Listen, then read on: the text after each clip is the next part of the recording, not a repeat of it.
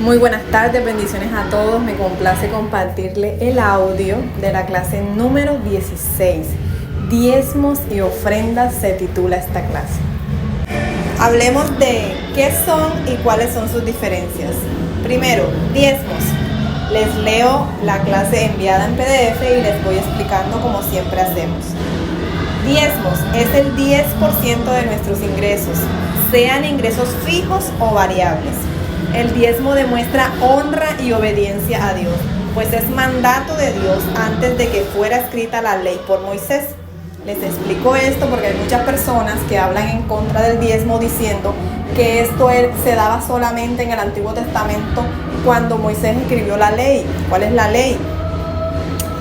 Pues los mandamientos de Dios. Cuando Moisés subió al monte Horeb, pasó 40 días y 40 noches ayunando, hablando con Dios, y Dios le entregó las leyes que fueron dadas al pueblo de Israel. Y dentro de esas leyes que están descritas en los libros de Números, Levítico y de Deuteronomio, está el tema de los diezmos. Pero no solamente en estos libros y no solamente después de que Moisés bajó del monte Horeb fue establecido el diezmo en la palabra, sino desde antes, en Génesis, que es el primer libro de la Biblia, ya se había estipulado el diezmo con Abraham y con Jacob, que son patriarcas de la fe, hebreos, que fueron antes de Moisés, que fueron antes de los israelitas. Los israelitas descienden de Jacob.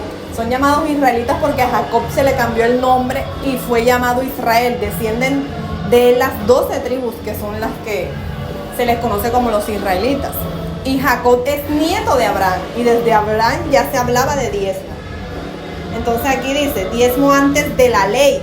¿Cuál es la ley? La que ya les comenté, la que Dios le dio a los israelitas por medio de Moisés.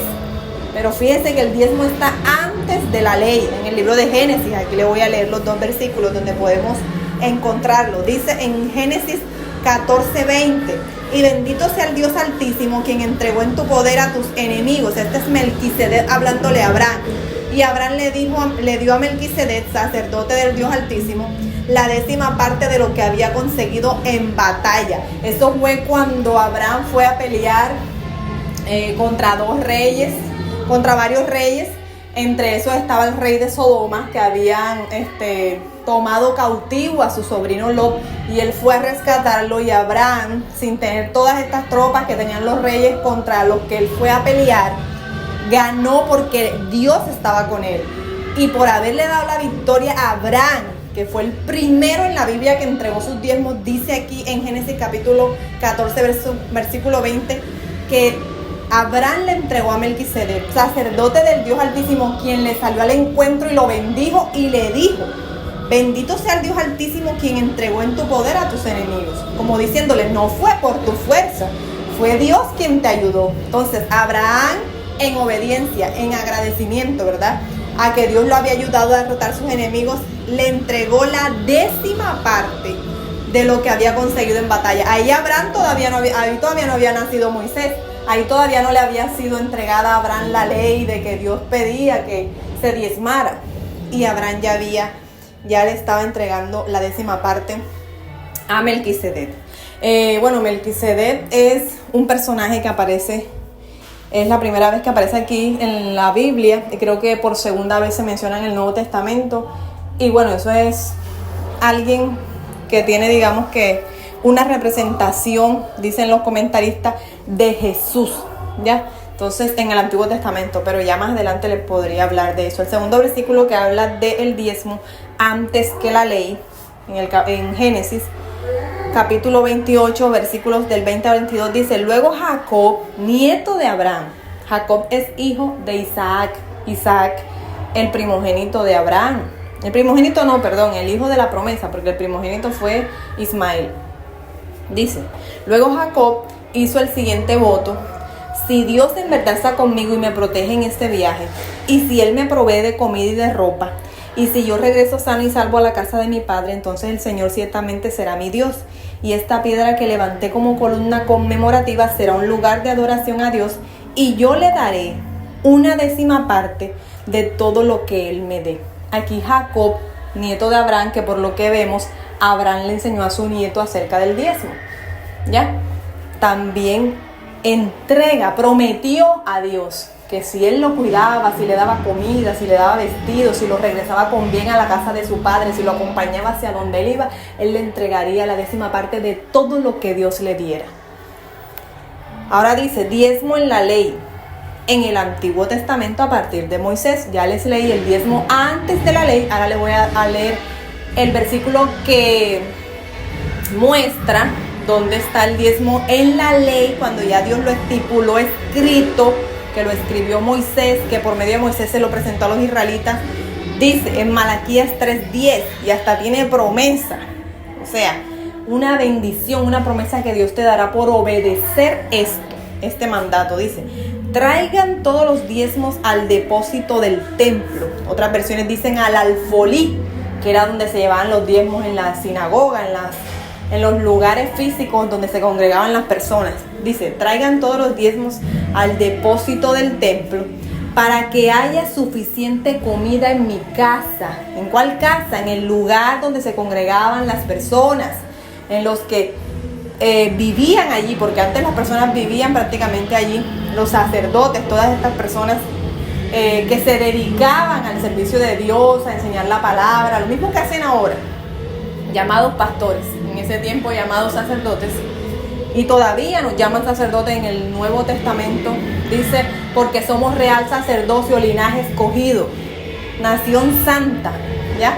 Entonces haya comida, haya suficiente, no haya comida ahí como para que se satisfagan las personas que le enseñan aquí las palabras a ustedes, los que oran por ustedes, los que velan por ustedes, están pendientes de su vida espiritual. No, haya suficiente, porque Dios no sabe dar poco, Dios da mucho, en abundancia, porque Él es abundante. Traigan los diezmos al depósito del templo para que haya suficiente comida en mi casa, en su templo, para los que servían allí. Si lo hacen, miren la promesa, dice el Señor de los ejércitos celestiales, les abriré la ventana de los cielos, derramaré una bendición tan grande que no tendrán suficiente espacio para guardarla. Inténtenlo, pónganme a prueba. Y les digo algo, un dato curioso, este es el único versículo y la única parte en la Biblia donde Dios incita o nos dice, pónganme a prueba. La única vez que Dios te dice, ponme a prueba en algo, es trayendo los diezmos a su iglesia. Lo dice Malaquías 3:10. No vas a encontrar en ninguna otra parte de la Biblia donde Dios te dice, ponme a prueba con algo. Solamente esto. Ahí ustedes se darán cuenta si es importante o no, o si es algo que Dios está estipulando como que Él va a cumplir esa promesa si tú obedeces en este mandato que Él te está mandando, valga la redundancia, a cumplir acerca del tema de los diezmos. Ahora, diezmos en el Nuevo Testamento, o sea, después de la ley, para aquellos que dicen que no, que eso es solamente el Antiguo Testamento. Vamos a ver dónde se mencionan los diezmos en el Nuevo Testamento.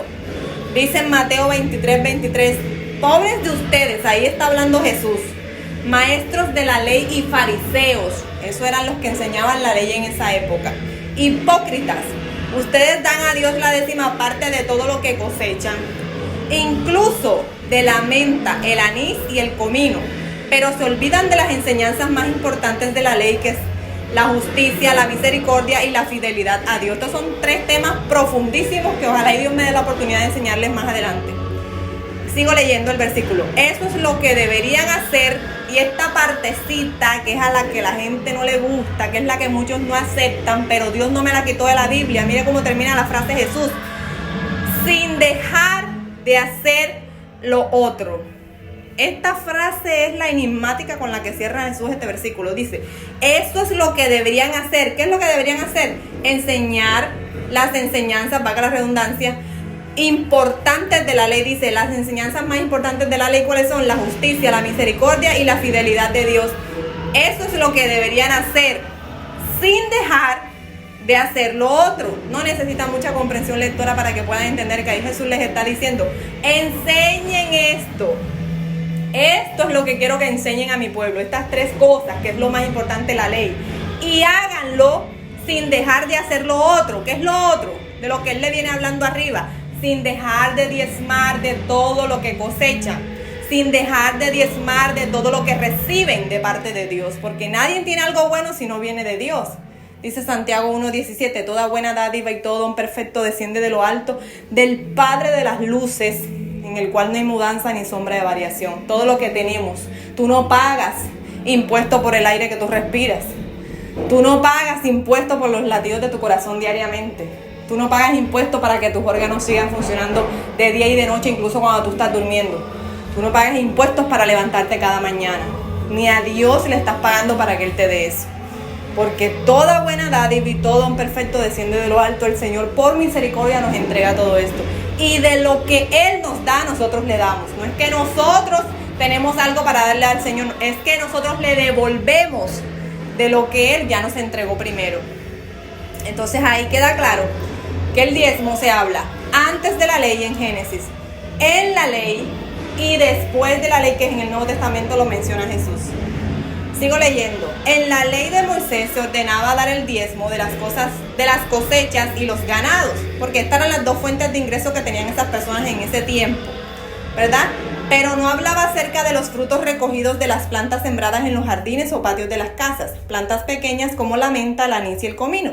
Aquí les puse este pequeño párrafo para explicarle por qué Jesús dice, ustedes dan los diezmos de todo lo que cosechan, incluso de la menta, el anís y el comino. Porque Jesús hace referencia como que incluso de esto dan, porque en Moisés se había estipulado que debían dar debían dar el diezmo de todas las cosechas y de los ganados. Vuelvo y repito, porque eran las dos fuentes de ingresos que estas personas tenían, ¿verdad? Ellos eran agricultores o ganaderos, por decirlo así, ahora se llama ganaderos, pero en esa época eran pastores. O sea, que se dedicaban a criar animales o se dedicaban a cultivar frutos. Esas eran las dos fuentes de ingreso de antes. Pero en la ley de Moisés no se especificaba que también se debía dar el diezmo por las plantas pequeñas que se sembraban en los patios de las casas. Por esos frutos que se sembraban allí, por ejemplo, sembrar una matica de ají, de tomate, bueno, en fin.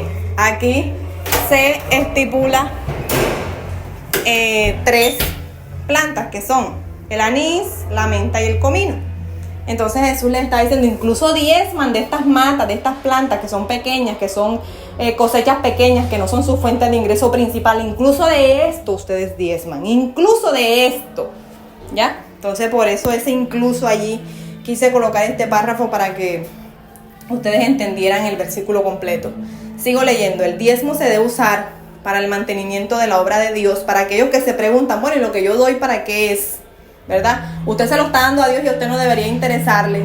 No, yo no se lo estoy dando a Dios porque yo no puedo hacer una transferencia al cielo, pero usted se lo está dando a los representantes de Dios aquí en la tierra, quienes son los que enseñan su palabra, quienes le están alimentando a usted espiritualmente, quienes están sacrificando sus vidas y dedicándose al 100% a expandir el reino de Dios aquí en la tierra a través de la enseñanza de la palabra, a través de consolar, exhortar, ministrar a las personas, porque Dios no va a bajar del cielo y le va a ministrar a usted, sino que Dios usa vasijas de barro, que somos nosotros, y por medio de nosotros se manifiesta a las personas, y por medio de nosotros le sirve a las personas. Cuando Dios te va a bendecir, Él usa a alguien para bendecirte. Cuando Dios va a hacer un milagro, cuando Dios va a obrar en ti, va a hacer algo contigo, te quiere promover, te quiere bendecir de alguna forma, Él va a usar personas para bendecirte. No va a bajar del cielo para bendecirte. Él ya dejó su Espíritu Santo, que lo envió por medio de Jesús. Jesús mismo le dijo a los discípulos, a ustedes les conviene que yo me vaya, porque el Padre enviará después de mí al Consolador, el que va a estar dentro de nosotros, y por medio del poder que Él nos brinda, nosotros podemos ministrar a otros, o sea, servir a otros, ayudarles, manifestar el poder de Dios. ¿Ya? Con esto Jesús dijo, no es que mi Padre después de que yo suba al cielo va a bajar, es que va a dejar el Espíritu Santo, que por medio de estas vasijas de barro nosotros, las personas que estamos cerca de Él, que le buscamos, que le obedecemos, que hacemos su voluntad, entonces vamos a ayudarles a otras personas. Dios nos va a usar para hacer eso. Entonces dice, el diezmo se debe usar para el mantenimiento de la obra de Dios, o sea, los gastos del lugar donde la iglesia, los hijos de Dios, se congregan. ¿Cuáles son esos gastos? Pagar la luz, el agua, el internet, comprar sillas, el alquiler, compra y mantenimiento del sonido y equipos, que eso es de las cosas más costosas, elementos de audiovisuales como cámaras, trípodes, celulares, y también es para que la familia pastoral, o sea, aquellos que se dedican 100% al trabajo y expansión del reino de Dios aquí en la tierra, como ya les mencioné, según la asignación que Dios le haya dado. Hablamos de los ministerios, la clase pasada, ¿se acuerdan? Sea sostenida esta familia pastoral, para que se alimenten, se vistan, estudien y tengan sustento como tienen los demás que se desenvuelven en trabajos seculares, empresas o negocios que Dios les ha permitido tener para sustentarse de esa forma. Dios a muchos les permitió sustentarse teniendo empleos, teniendo emprendimientos, teniendo negocios, dando algún tipo de servicio, vendiendo algún tipo de producto, y a otros les permite sustentarse por medio de la expansión de su reino aquí en la tierra, sirviéndole a otros en la obra que Dios les ha encargado hacer. Para eso es el diezmo, para sustentar su obra, para sustentar a las personas que están llevando a cabo esa obra. Por lo general las personas, sigo leyendo, que se dedican 100% a la obra de Dios deben ayunar y orar más que los que reciben ingresos de otras fuentes. No es que ellos están allí sin hacer nada, no es que ellos la tienen fácil, solamente reciben. Usted no sabe lo que es un trabajo pastoral, se lo digo yo porque de cerca conozco a esas personas. Sí, sé que hay muchos, así como los políticos corruptos, que no están cuidando las ovejas de Dios, que están solamente con la avaricia, la vanidad, se han querido enriquecer, hablan mucho del tema de la prosperidad, de que da 100 para que Dios te dé 1 millón, de que da 1 millón para que Dios te dé millones, 10 millones, si ese no es el evangelio correcto.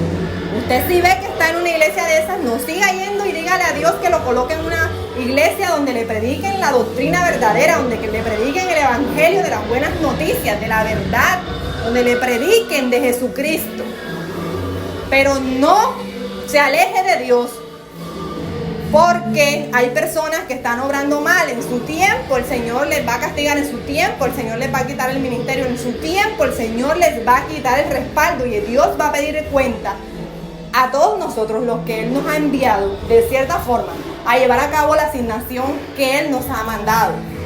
Pero también si usted se aparta de Dios por los errores de otras personas, también usted le va a tener que pedir cuentas a Dios.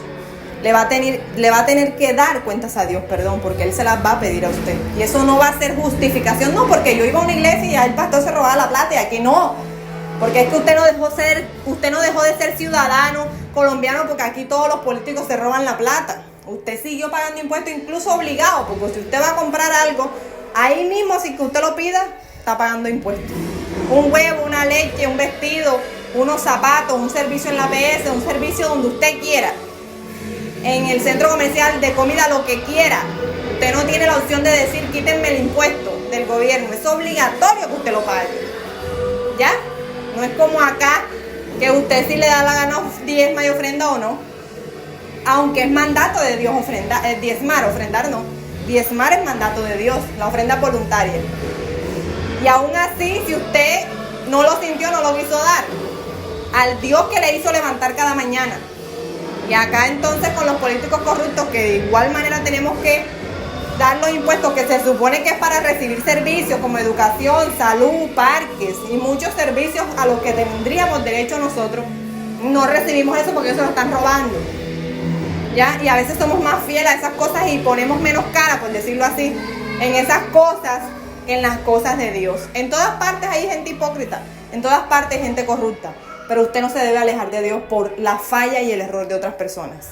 Continúo leyendo. Por lo general, repito, las personas que se dedican 100% a la obra de Dios deben ayunar y orar más. Señores, se los digo yo no soy pastora, no soy evangelista, no tengo ningún cargo en la iglesia todavía. No vivo de esto, no recibo ofrendas por esto, y usted no sabe las horas, en la madrugada, en la noche, a cualquier hora que yo me levanto a orar, que Dios me manda a ayunar, que Dios me dice, levántate, lee esto, aprende esto, enseña esto, las horas que yo me dedico a ministrar en otras personas porque Dios me llamó a eso, las horas que yo me dedico a hacer las enseñanzas que yo les envío a ustedes aquí, las que publico en la página, muchas horas.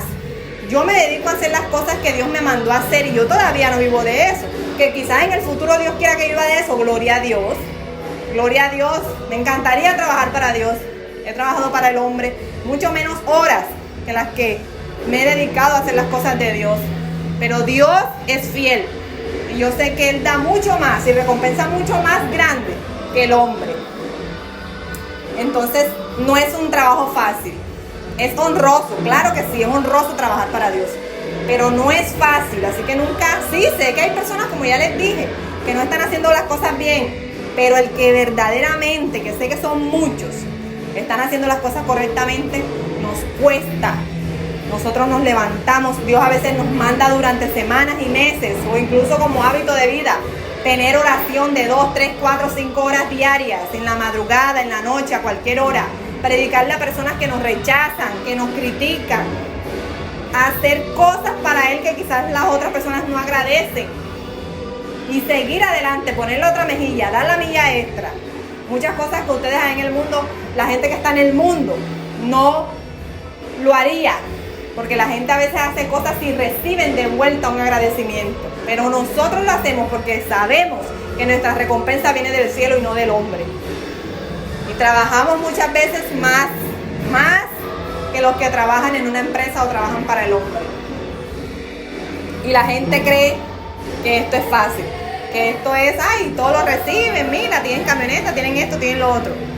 No ven el trabajo que hay detrás y las horas y las trasnochadas y el desprecio y el rechazo y la dedicación y el esfuerzo, los ayunos, los sacrificios que cuesta y que hay que pagar el precio por la unción, ¿verdad? Por el ministerio, por seguir en la obra de Dios.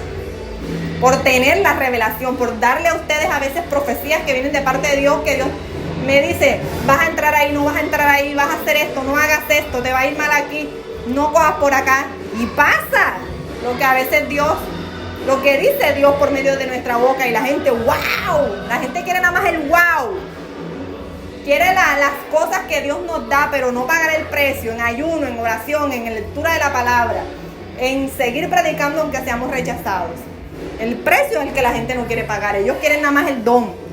Quieren nada más el wow. El que el Señor le dé el don de que tocan y sanan enfermos. De que hablan y la gente es movida. Pero el precio no lo quieren pagar. Dice, deben además trasladarse para dar apoyo, oración, consuelo y cuidar a las ovejas que Dios les ha confiado en el momento que sea necesario. En el día y la hora que sea necesario. Incluso si tienen asuntos o celebraciones personales o personas cercanas que necesitan de ellos. Dios y su obra es primero. Para el impío, sigo leyendo, el que no ama a Dios suena egoísta. O sea, para el impío, ¿quién es el impío? El que no ama a Dios. Esto que les estoy diciendo suena egoísta, pero para Dios es un mandato colocarlo en primer lugar, incluso antes de nuestros hijos y padres. Algo que para nosotros es inaceptable porque la cultura dominada por el mundo, te enseña desde que naces todo lo contrario. Que tu familia es primero. Y si no haces así, eres mal hijo o mal padre. Pero en el evangelio es distinto. Eres digno delante de Dios. No eres digno, perdón. Allí me faltó el no. No eres digno delante de Dios si colocas cualquier persona o cosa antes que quien te creó. Allí me faltó el no eres digno. Me faltó el no. Allí me equivoqué.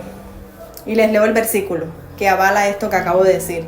En Lucas 14:26, hablando Jesús dice, si alguno viene a mí y no me ama más que a su padre, a su madre, a su esposa, a sus hijos, a sus hermanos y a sus hermanas, y aún más que a sí mismo, no puede ser mi discípulo.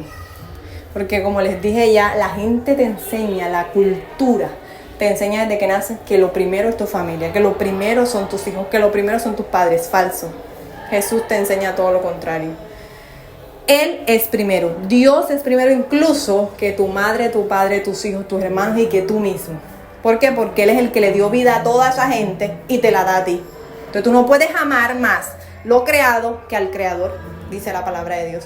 Y eso golpea. Por eso la palabra de Dios dice que es como martillo, que la palabra es como martillo, que la palabra es como espada de doble filo que penetra hasta lo más profundo. Porque nos cuesta aceptar muchas veces el evangelio porque suena al revés a lo que nosotros nos enseñaron acá. No es fácil. Sigo leyendo. Los diezmos Dios los dio a sus ministros, sacerdotes, pastores, para que se alimenten y vistan ellos y sus hijos, los que ya le hablé anteriormente, hijas y familiares que estén dedicados a la obra de Dios en la iglesia. Y esto lo estableció como estatuto perpetuo, o sea, para siempre, hasta que Cristo venga de nuevo. Sin embargo, estas personas deben también diezmar. El dinero que ellos reciben como diezma, como ofrenda, el dinero que recibe la iglesia, los pastores, tienen que diezmar este dinero. Ellos tienen que diezmarlo en otra iglesia mayor, porque cada iglesia, cada pastor tiene una autoridad superior. Siempre. Dios no deja a nadie sin autoridad. Ellos tienen que diezmar los diezmos de los diezmos y de las ofrendas y de todo lo que ellos reciban en la iglesia. Les invito a que lean el capítulo 18 del libro de Números. Capítulo 18 del libro de Números, específicamente los versículos del 8 al 32. Y hasta aquí terminamos el tema de los diezmos. Sigo con el segundo tema de esta clase, que es las ofrendas. Las ofrendas son voluntarias y demuestran gratitud a Dios. Con este significado corto les puedo explicar la diferencia entre diezmo y ofrenda. Mire que arriba dice, el diezmo es el 10% de nuestros ingresos, sean ingresos variables o fijos. El 10%, en cambio acá abajo no nos ponen monto. Las ofrendas son voluntarias, no es algo determinado, no es algo que determinó Dios, no es una cantidad fija que determinó Dios, es voluntaria. Y el diezmo, mientras demuestra obediencia, la ofrenda demuestra gratitud. Dios no pide un monto específico que debemos ofrendar, pero sí exige lo siguiente. Presten atención a esto. 1, que nuestras ofrendas sean de lo mejor que tenemos. No podemos ofrendar como es voluntario, es lo que yo quiera, puedo ofrendar cualquier cosa. No, el Señor es perfecto. Dios es 3 veces santo. Y Él le gustan las cosas en orden, a Él le gusta lo mejor. Dice Levítico 22:21, si presentas al Señor una ofrenda de paz de la manada o del rebaño, acuérdense que en esa época no se manejaba el billete como ahora, la moneda, sino ofrendaban con animales y con cosechas, porque de esa manera ellos eran poderosos adquisitivamente, o sea, era su moneda, por decirlo así, sus riquezas eran en ganados y en cultivos. Ya sea para cumplir con un voto, eso lo hablaremos en la próxima clase, o como ofrenda voluntaria, deberás ofrecer un animal perfecto. Mira lo que dice aquí en la última frase, no se permite que tenga ninguna clase de defecto. Señores, ustedes van a ofrendar, está bien que sea voluntario, pero no den el billetico más arrugado, la monedita más vieja, más maluca, que eso va para Dios. Ahí ustedes le están mostrando a Dios cuánto están agradecidos con Él. Ustedes, cuando le van a dar un regalo a una persona que está cumpliendo años, ustedes buscan, si es un suéter, el que esté más bonito, que no esté manchado. Ustedes no van a comprar el que esté deshilado. Si ustedes le ven una mancha en el almacén, ese no es el que ustedes van a coger. Ustedes quieren quedar bien delante del cumplimentado. Ustedes quieren regalar de lo poco que tengan, que ustedes vayan a invertir en eso, pero que sea lo mejor, ¿verdad? Siempre queremos agradarle al hombre, pero a Dios sí, lo que sea. No, así no es. Segundo, que las demos con alegría y no por necesidad. O sea, que no demos solo esperando que Dios nos multiplique lo dado. Bueno, yo voy a dar porque como Dios multiplica al que da, y eso es verdad. El Señor multiplica lo que tú das. Pero no debe ser esa tu motivación para ofrendar. Tu motivación para ofrendar debe ser alegría, gratitud, con alegría dar. Dice en 2 Corintios 9:7, cada uno debe dar según lo que haya decidido en su corazón. Aquí nos deja claro nuevamente que no es un monto específico, es lo que tú hayas decidido. Y no de mala gana o a la fuerza. Porque me obligaron. Me va a decir, porque hay que dar, siempre hay que dar algo. No de mala gana ni a la fuerza. Si usted no quiere dar, no tiene la voluntad de hacerlo, no lo dé, señores, porque esa ofrenda no viene de vuelta multiplicada por usted porque usted no lo dio de buena gana. Porque Dios ama al que da con alegría. Dice 2 Corintios 9:7. Y tercer punto, podemos y debemos ofrendar, no solo con nuestros bienes materiales, sino con nuestro tiempo. Nuestra vida a Dios debe ser una ofrenda. No solamente la plata, porque hay gente que tiene mucho y que es generoso, no le cuesta dar. Pero con el tiempo de ellos, mira, ni cuentes. Que el Señor les diga a la iglesia, o vamos a servir, o levántate a orar, o esto no. El tiempo de ellos es súper valioso porque están súper ocupados en todas sus actividades cotidianas y toda la agenda que ellos tienen en su día. El tiempo, nuestra vida, tiene que ser una ofrenda a Dios. Dice Romanos 12:1, Por eso, hermanos, puesto que Dios nos ha mostrado tanta misericordia, ¿en qué? En que respiramos, en que nos despertamos, en que estamos completos, en que estamos sanos, en que estamos cerca de nuestra familia, en que tenemos provisión de calzado, vestido, alimento. Ha sido demasiado misericordioso Dios. Les ruego que entreguen todo su ser como sacrificio vivo a Dios. Esa ofrenda, ¿cuál? Nuestro ser, que es su vida, debe estar dedicada solamente a Dios para poder agradarle. Esta clase de adoración es la que realmente tiene sentido. ¿Ya vieron? No es solamente con bienes. Claro que hay que dar también con bienes, pero es también con nuestro tiempo. El tiempo que ustedes le dedican a esta clase, por ejemplo. El tiempo que ustedes le dedican a orar, a leer la palabra, a ir a la iglesia. Todo eso es una ofrenda que ustedes le están dando a Dios. Con su tiempo, con su dedicación. Y todo eso el Señor lo multiplica. Sigo leyendo y ya esta es la última página. Hay muchos que dan bastante solo para ser visto o porque creen que por dar mucho recibirán mucho. Y en realidad no es la cantidad, sino lo que nos cuesta. Porque si tú das mucho, pero es lo que te sobra, entonces no es una ofrenda agradable delante de Dios. Pero si tú das poco, pero es una ofrenda que te costó, porque era todo lo que tenías, entonces es agradable tu ofrenda porque te costó. Y este párrafo no lo escribí porque yo quise. Este párrafo, como todo lo demás, está basado en un versículo y aquí les va. Segunda de Samuel 24:24 nos muestra que nuestra ofrenda a Dios tiene que ser algo que nos cueste. Que nos cueste, no que nos cueste, ay sí, no quiero darle y ahí como que con amargura. No, que nos cueste en el sentido que es algo valioso, es algo importante. Es algo, por ejemplo, que nos gustaría recibir. Da aquello que a ti te gustaría recibir. A ti no te gustaría recibir las sobras. A ti te gustaría recibir algo bueno, algo grande, algo perfecto, limpio, ¿verdad? Dice en 2 Samuel 24:24, David iba a ofrendarle algo a Dios y fue a pedirle a una persona, David era rey aquí en este momento, a pedirle a una persona que le vendiera un campo con unos bueyes, unos toros y todo eso para ahí ofrecerle holocausto a Dios. Y esta persona le dice, no, mi rey, se lo entrego, yo soy su siervo, se los regalo, tome el campo y los toros que necesite para sacrificarle a su Dios. Mira, se lo estaban regalando, cualquiera dice, bueno, dámelo, voy a ofrendarle a Dios esto, gratiniano, me salió fácil. Y David no, David dijo, ese hombre que dice la misma palabra era conforme al corazón de Dios, dice, te lo agradezco, dijo David, pero yo no puedo ofrecerle a Dios algo que no me haya costado nada. Así que yo te pagaré todo lo que me des. David le dio a Araúna, que era el hombre al que él estaba pidiendo que le vendiera este lote y los bueyes, los toros, 50 monedas de plata por el terreno y por los toros. Aunque este hombre le había dicho que se los regalaba, él le dijo no, porque yo no puedo ofrecerle a Dios algo que no me haya costado, algo que me haya salido gratis. Entonces aquí está la base en la que yo les digo a ustedes que la ofrenda tiene que ser algo que nos cueste, no lo que nos sobra.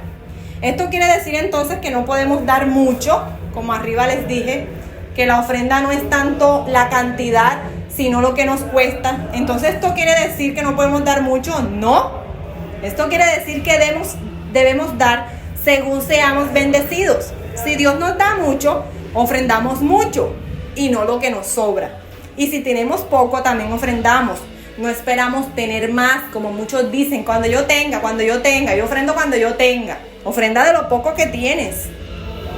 Dice Lucas 16:10, si son fieles en las cosas pequeñas, serán fieles en las grandes, pero si son deshonestos en las cosas pequeñas, como dijo Dios en el Antiguo Testamento, ustedes me están robando. ¿Y en qué le preguntaron ellos? En los diezmos y en las ofrendas. Deshonestos, me roban, porque no me dan lo que yo les he dicho que me den. Ese versículo se me olvidó ponérselos, pero ahorita se los envío. Si ustedes son deshonestos en las cosas pequeñas, no actuarán con honradez en las responsabilidades más grandes. Por eso hay muchas personas que Dios no las asciende en los trabajos, que Dios no les permite tener más, que Dios no les da más, sino que los mantiene ahí con lo poco, con lo que ahí lo necesario. Porque en lo poco ellos están demostrando que no son fieles. ¿Cómo piden a Dios tener más? No van a tener más. Sigo leyendo, versículo Lucas, capítulo 21, versículos del 1 al 4. Jesús estaba en el templo y vio como algunos ricos ponían dinero en las cajas de las ofrendas. También vio una viuda que echó 2 moneditas de muy poco valor. Miren, los ricos echaban mucho, Jesús estaba viendo y hubo una viuda que echó 2 moneditas de muy poco valor. Entonces Jesús dijo a sus discípulos: les aseguro que esta viuda pobre dio más que todos los ricos, porque todos ellos dieron de lo que les sobraba, pero ella, que es tan pobre, oye, ella dio y era tan pobre. Ella no era la que estaba diciendo: ay, como yo soy pobre yo no doy, ahora que Dios me dé más yo doy. No, era tan pobre y dio y ofrendó siendo tan pobre. ¿Vieron? Y Jesús le dice: ella dio más que los ricos, porque ella dio de todo lo que tenía para vivir. Ella dio todo lo que tenía para vivir. Ya vieron que no es la cantidad, sino lo que nos cueste. Pero si tú tienes mucho, tienes que dar mucho, pero que te cueste, no lo que te sobra. Y aquí termino esta clase. La quise reducir, la quise más bien dividir en 2, porque quería dar los 5 temas de todo lo que tenía que ver con darle a Dios en tema monetario, por decirlo así. Pero ya con este tema, los diezmos y la ofrenda, ya se me fueron 4 páginas. Y yo les he dicho a ustedes que las clases son de 2 a 4 páginas máximo. Entonces, para no alargarlo mucho, en la clase número 17 estaremos hablando de los votos, las primicias y las limosnas. Que esta es otra manera de darle a Dios. Todos son diferentes, el diezmo, la ofrenda y estos 3 son diferentes. Entonces, en la próxima clase se las doy y les explico, porque hay muchos que dicen: no, yo diezmo dándole a los pobres. Ojo con eso, el diezmo y la limosna son 2 cosas diferentes. Entonces en la próxima clase vamos a hablar un poco acerca de esto. Bendiciones.